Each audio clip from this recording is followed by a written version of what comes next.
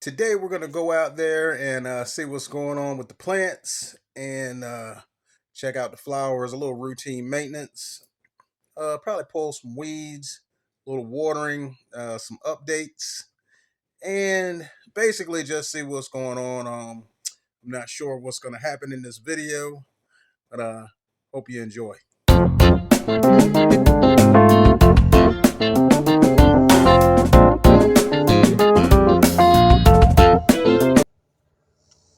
I'm out here to give you a size reference on this elephant ear because the camera always doesn't do it any justice. You see what the height of it, and as I lift this leaf up, it just completely covers my whole upper body. They've been doing really well. We put some black cow fertilizer around them, and I'm getting really good results from that. Look at the blooms on this. Let me come from this other side over here. Now, this is that leaf that I was standing behind. Look at these blooms side by side like that. They kind of look like peace lily blooms. I saw one the other side of one day, and it has a formatted pod in there. Kind of looks like a pineapple. Now I used this stick on the border of this bed, and it branched out at the right space. So when I laid it down there, it looked pretty good. So that's like a little temporary border. It's natural, and it'll hold that mulch in nicely. We have some Shasta daisies on the perimeter and the upright elephant ear in the middle. Trying to keep this bed here simple because I know that the elephant ears are really going to take up a lot of space. So I'm just going to let them do what they do, and it's going to be beautiful. Got the Shasta daisies on the border and a few escalenta. Um, I'm going to go in close on this Shasta daisy. Look at the format of the center of this. Looks like the Epcot Center. Got the escalenta elephant ears in here. And one year I had a whole bunch of those.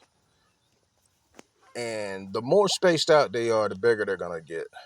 Right now, these uprights, to me, I've kind of felt like they weren't growing that fast this year, but I was comparing them to the Thailand date. Look how many I have down at the bottom. See the stalks? And there's quite a few down there. I think I got at least 12 plants here. And we're just going to let them do what they do. And being that there's so many of them close together, I'm going to be using more fertilizer and keeping them watered properly. So was debating on putting something else in here, but I'm just going to go through and deadhead these. You see the buds, we have some buds coming in lower on the lower level on those flowers, and they're going to be nice and full. So I'm going to let them grow, and then I'll transplant some to complete that circle. Now going in on these escalentas, and that's good. Now this bed here needs a little attention, but it's still beautiful. Hopefully the flowers, the elephant ear, and the creeping Jenny will attract your attention away from the weeds. I will be taking care of that today to get the before and after effect. Look at the creeping Jenny. The top layer of it, we have the diamond. The top layer of it, the creeping Jenny, is yellow. The bottom half is green, and I do believe that's because that elephant ear is shading out that part.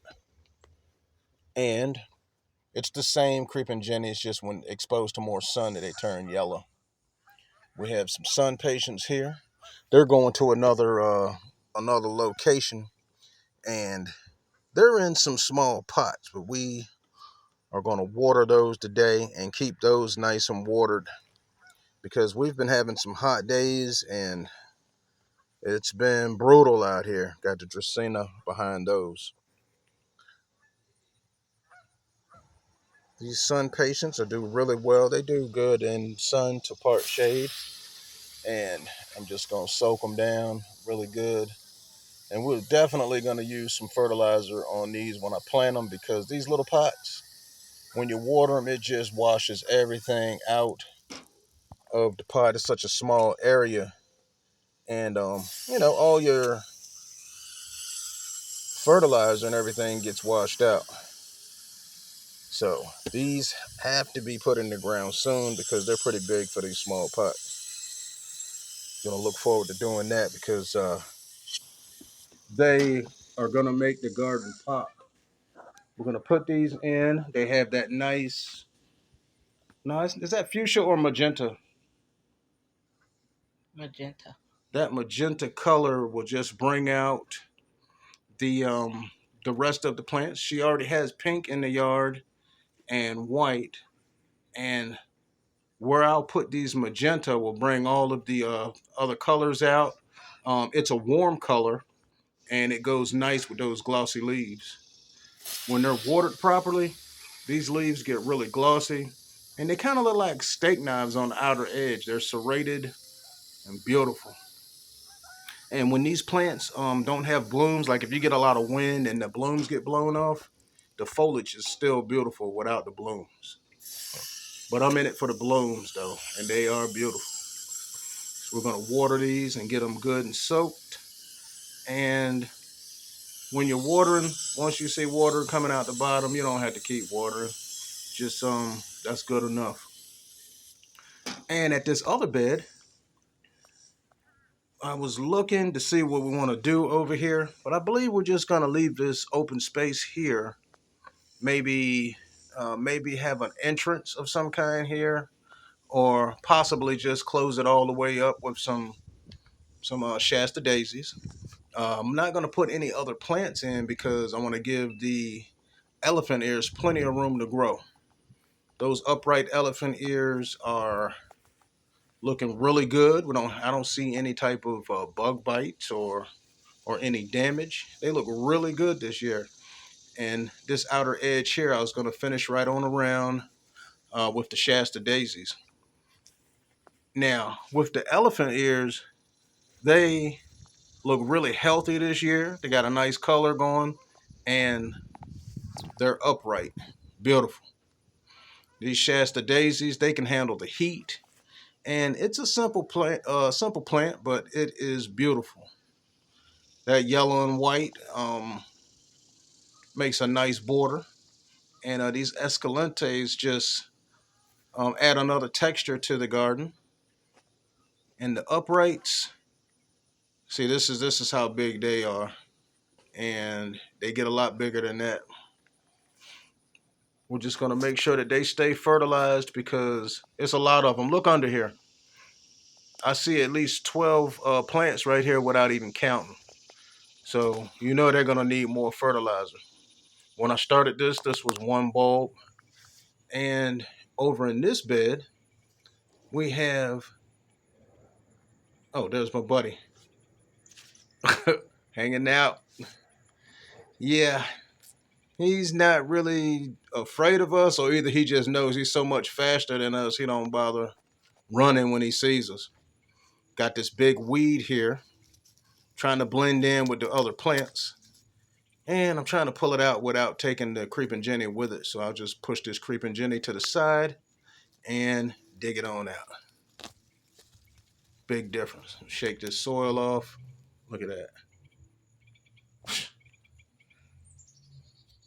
And that was eating up the fertilizer and water out of that pot away from the other plants. And the creeping Jenny will continue to thrive. I believe it was going to thrive whether I pulled that out or not. But I'm glad I got it when I did because the roots would have been tangled up with the creeping Jenny roots. But it wouldn't affect it from growing. I know that. Now, looking at all these weeds here, we have to get rid of these on these outer edges. There's some around in this area. And the whole thing, I'm just going to go around and get the weeds out. It's not going to take long because it just rained and they should pull out pretty easy because the soil is loose from the rain.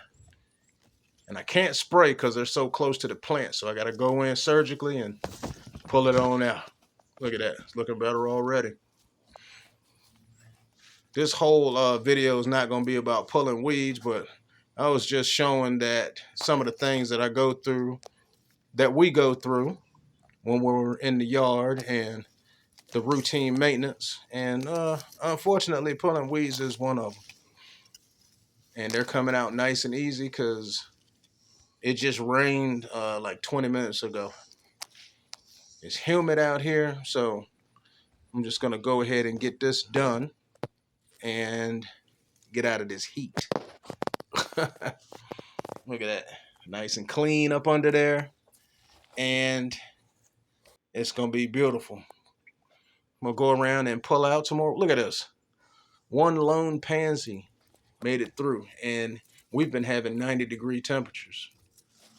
One pansy hanging on up under that up under that elephant ear. And these are going to get some fertilizer too, because there's a lot of them. Look at all of these stalks at the bottom here. They are going to be eating up some fertilizer, and we're going to make sure that they get what they need. Brush off these stones so that I can see where they are.